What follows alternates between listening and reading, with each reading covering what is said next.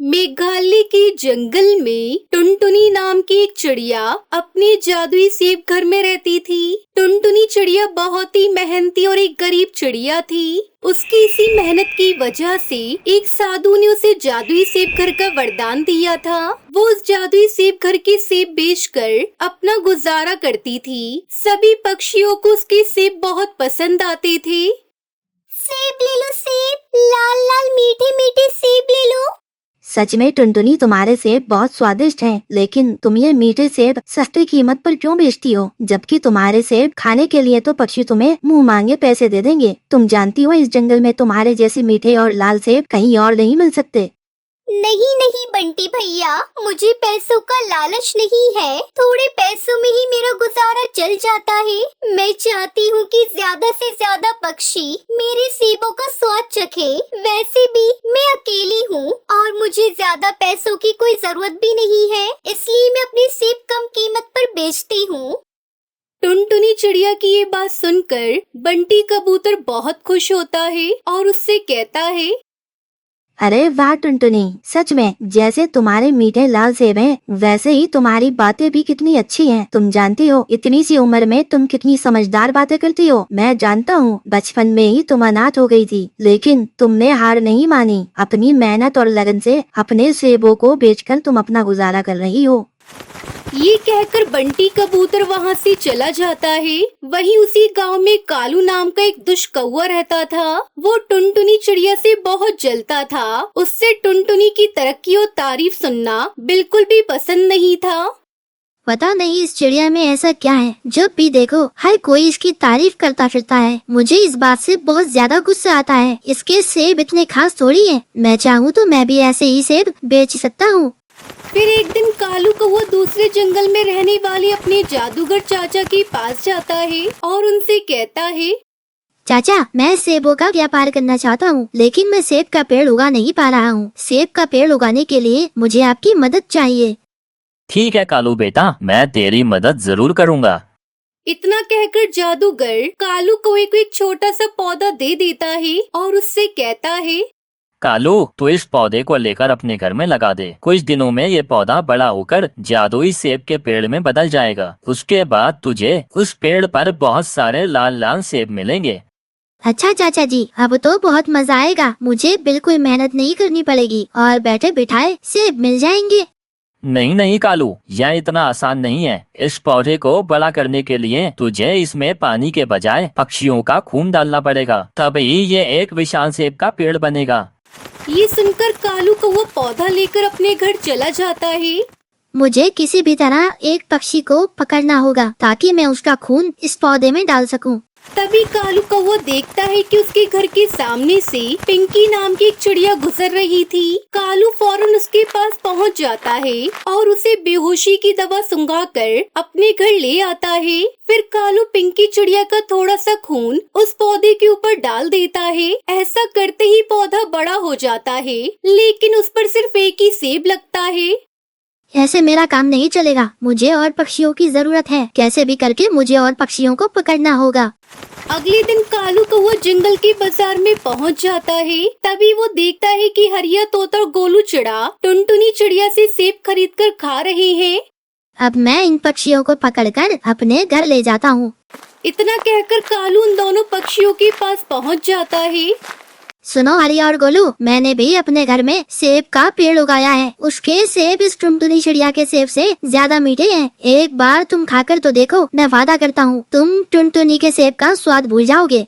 क्या सच में तुम्हारे पेड़ के सेब इतने स्वादिष्ट हैं? इस तरह दोनों पक्षी कालू की बातों में आ जाते हैं और सेब खाने के लालच में उसके साथ उसके घर चले जाते हैं। दूसरी तरफ टुनटुनी चिड़िया ये सब देख लेती है।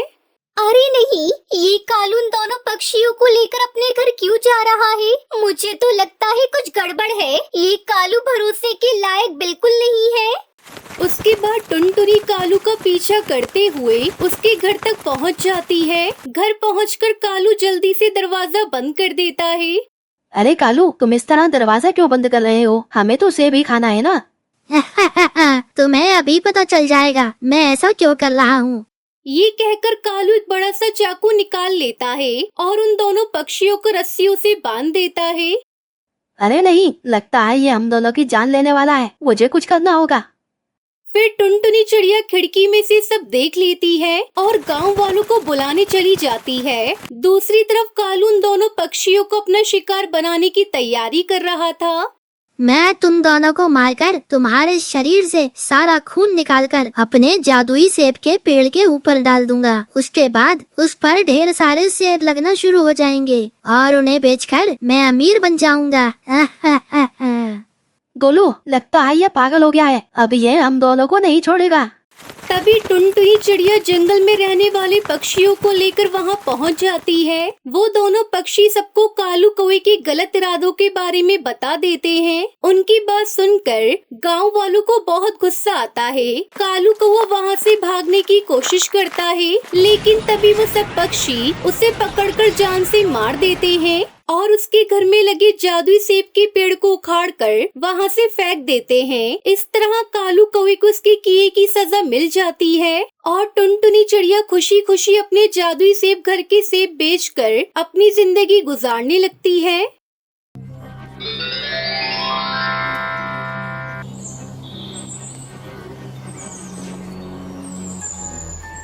किसी जंगल में पिंकी और टुनटुनी नाम की दो चिड़िया बहनें रहा करती थीं। दोनों बहनें अनाथ थीं। उनके माता पिता की मौत कई महीने पहले हो चुकी थी। एक दिन दोनों बहनें भोजन मांगने पड़ोसी के घर जा रही थीं। तभी उन्हें एक सेब बेचने वाला नजर आता है। सेब ले लो सेब, कश्मीरी ताजी ताजी सेब, मीठे मीठे सेब ले लो सेब।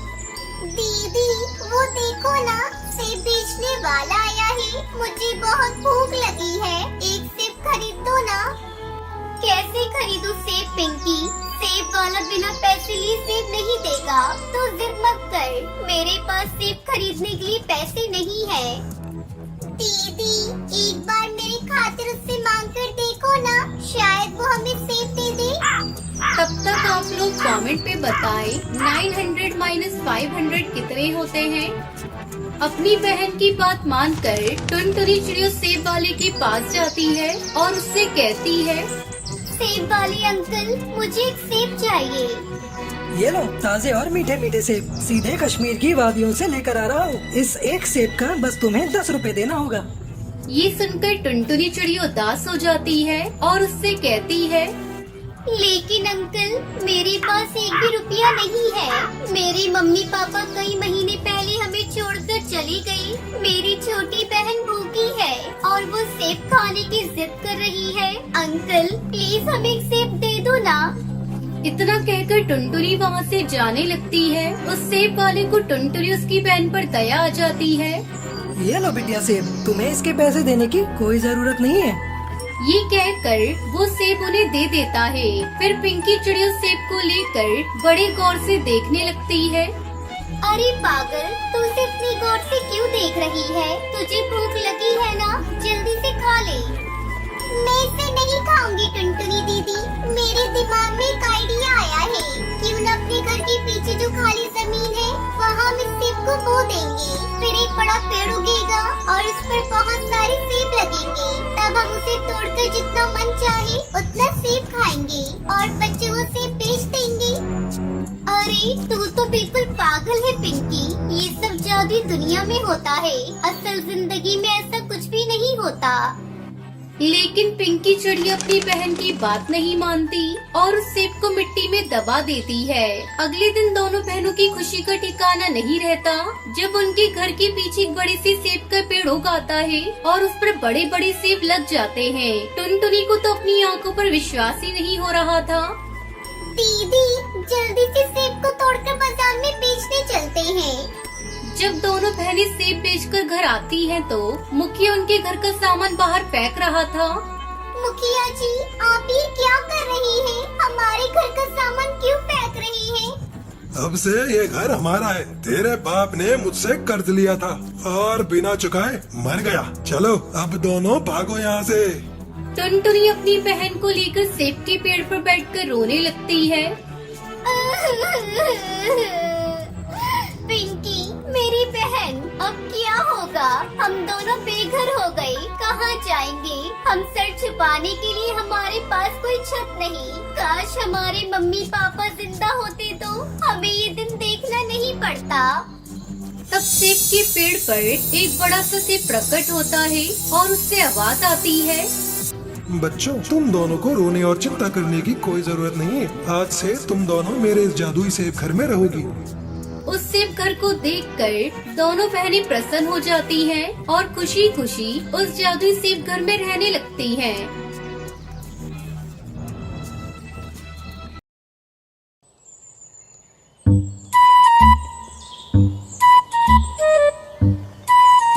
टुनटुनी चिड़िया खेत में काम करके घर लौट रही थी। उसने सेब की बगिया देखी और उस तरफ मुड़ गई। बड़े बड़े ताजे सेब देखकर उसकी भूख और बढ़ गई। वो बाग के अंदर चली गई और सेब तोड़ने वाली ही थी कि एक कड़क आवाज ने उसे रोक दिया।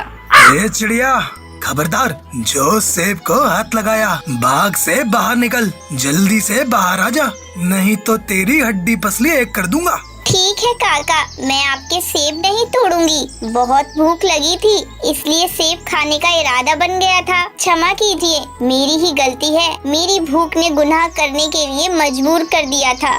सेब खाना है तो अपनी बगिया का खाओ। काका, मेरा इतना अच्छा कहाँ नसीब। बगिया तो बहुत दूर की बात है, मेरे पास तो एक सेब का पेड़ भी नहीं है। अब जाओ यहाँ से, दोबारा मेरे सेब की तरफ देखना भी मत। हर सेब की कीमत होती है, तू कंगाल क्या समझेगी? चल निकल। टुनटुनी चिड़िया अपने हालात के बारे में सोचने लगी। उसे बहुत दुख हो रहा था। उस गरीब का दिल रो रहा था। वह मजबूर होकर दुखी मन से अपने घर की तरफ लौटने लगी। रास्ते में एक बूढ़ी कबूतरी सेब का टोकरा लेकर बैठी थी। टुनटुनी चिड़िया को देखते ही उसने आवाज दी, ओ बेटी, इधर आओ। क्या ये टोकरा मेरे सर पर उठा दोगी? हाँ काकी, अभी उठाती हूँ। टुनटुनी चिड़िया ने देखा बहुत सारे सेब टोकरी में भरे हुए थे, इसलिए उसने महसूस किया कि आज बूढ़ी काकी के सेब ज्यादा बिके नहीं हैं। काकी, लगता है आज आपके सेब बिकने से रह गए। हाँ बेटी, कभी कभी दोहरी तकलीफ उठानी पड़ती है। पहले कमाई ना होने की तकलीफ और दूसरी भरी टोकरी घर ले जाने की तकलीफ। पक्षी बड़ी बड़ी दुकानों में मोल भाव नहीं करते, लेकिन मेरे सेब बहुत सस्ते में खरीदना चाहते हैं। कभी कभी तो इतने कम दामों में मांगते हैं कि मेरी लागत भी उससे ज्यादा होती है।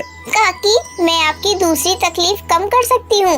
आपकी ये टोकरी अपने सर पर रखकर आपके घर पहुँचा दूंगी। रहने दो बेटा, मेरे लिए तुम क्यों तकलीफ उठा रही हो? यह रोज की बात है। कभी थोड़ा भारी बोझ, कभी हल्का बोझ रहता है। मैं तो काकी आपका आज का बोझ अपने ही सर पर लेकर चलूंगी। बूढ़ी काकी मना भी नहीं कर सकी और टुनटुनी ने पूरी टोकरी एक लकड़ी गाड़ी पर रखी और दोनों साथ साथ चलने लगी। काकी, अब इस उम्र में इतनी मेहनत का काम क्यों करती हो? बेटी, इस पापी पेट को भरने के लिए कुछ तो करना ही पड़ता है ना।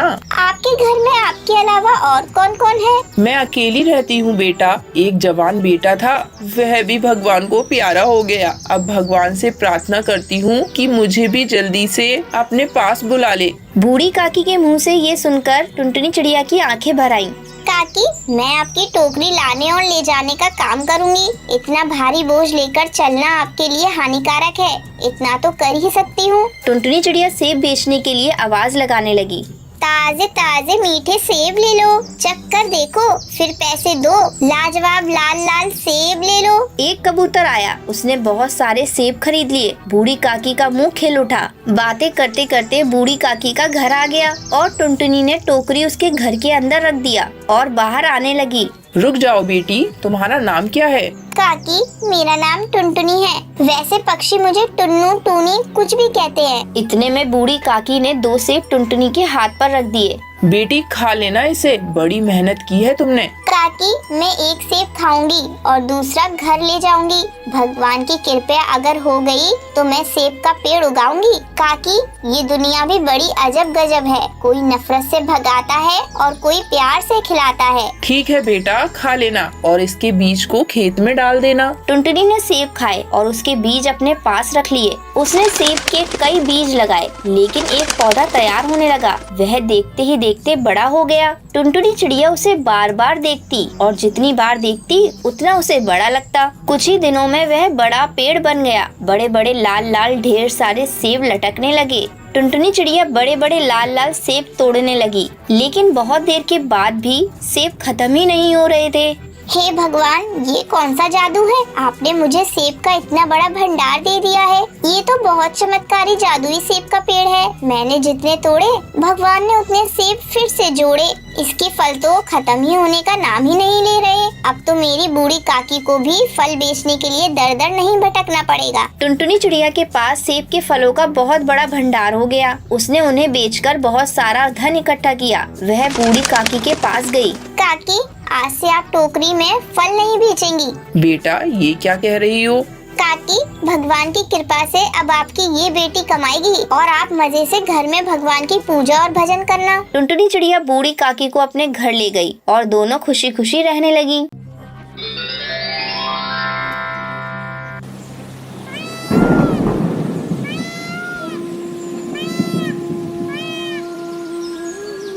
पहाड़ों के बीचों बीच एक घना जंगल था। उस जंगल में टुनटुनी चिड़िया अपनी दो बेटियों के साथ रहती थी। उसका पति विदेश में कमाने के लिए गया था। एक दिन अचानक रात में तेज बारिश होने लगी। हे भगवान, ये बिन मौसम बरसात क्यों हो रही है? भगवान, जल्दी से ये बारिश रुक जाए। मैंने तो अभी तक अपने घोंसले की मरम्मत भी नहीं की है। अगर बारिश नहीं रुकी तो मुसीबत हो जाएगी। धीरे धीरे बारिश का पानी टुनटुनी के घर में टपकने लगा। तब तक आप लोग कमेंट में बताएं 43 - 23 कितने होते हैं। मम्मा, ये बारिश कब रुकेगी? देखो ना, अपना घर हर जगह से टपक रहा है। मैं देख रही हूँ बेटा, इसलिए भगवान से प्रार्थना कर रही हूँ कि वो जल्दी से बारिश रोक दे। मम्मा, अगर ये बारिश नहीं रुकी तो हमारा घर टूट जाएगा। हम कहाँ जाएंगे? शुभ शुभ बोल बेटा, ऐसी घड़ी में शुभ बातें नहीं करते। तू सब्र रख, ऊपर वाला सब ठीक करेगा, मुझे विश्वास है। 2 दिनों तक लगातार बारिश होती रही। पिंकी चिंकी, चलो बेटा, कहीं और चलते हैं। इस घर में रहना ठीक नहीं। ये कब टूट जाए कोई भरोसा नहीं। पानी भी अब हमारे गले तक आ गया है। टुनटुनी अपनी दोनों बेटियों को लेकर मीठी तोती के घर जाने लगती है।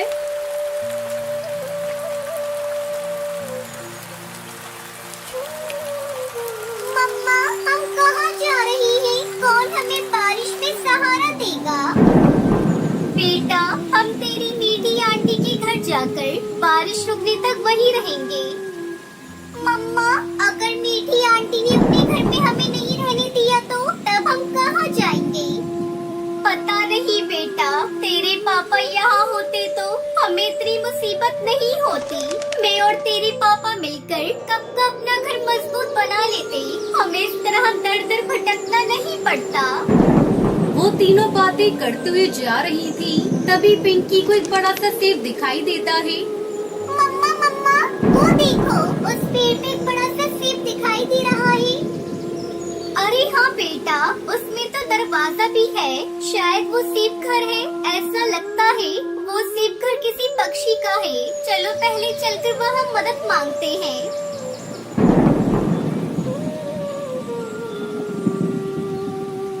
टुनटुनी अपनी बेटियों के साथ पास जाकर देखती है तो वो सेब घर बहुत बड़ा था और खाली था। वो अपने बच्चों के साथ सेब घर में आराम करने लगी। अभी थोड़ा समय ही गुजरा था कि उस सेब घर का मालिक कालू कौवा वहाँ आता है। अरे कौन है इस घर के अंदर? जल्दी बाहर निकल, ये घर मेरा है और इस घर का मालिक मैं हूँ। दरवाजा खोल जल्दी। कालू की आवाज सुनकर टुनटुनी डर जाती है और वो घर से बाहर आती है। अरे भैया, मुझे माफ करना। मुझे नहीं पता था कि ये घर आपका है। बारिश ने मेरे घर को जगह जगह से तोड़ दिया है। मैं अपनी बेटियों के साथ बारिश रुकने तक यहाँ रुकूंगी।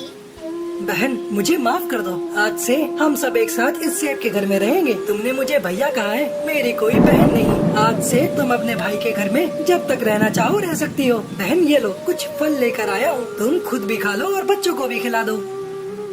इस तरह टुनटुनी चिड़िया अपनी बेटियों के साथ कालू कौवे के सेब घर में खुशी खुशी रहने लगी।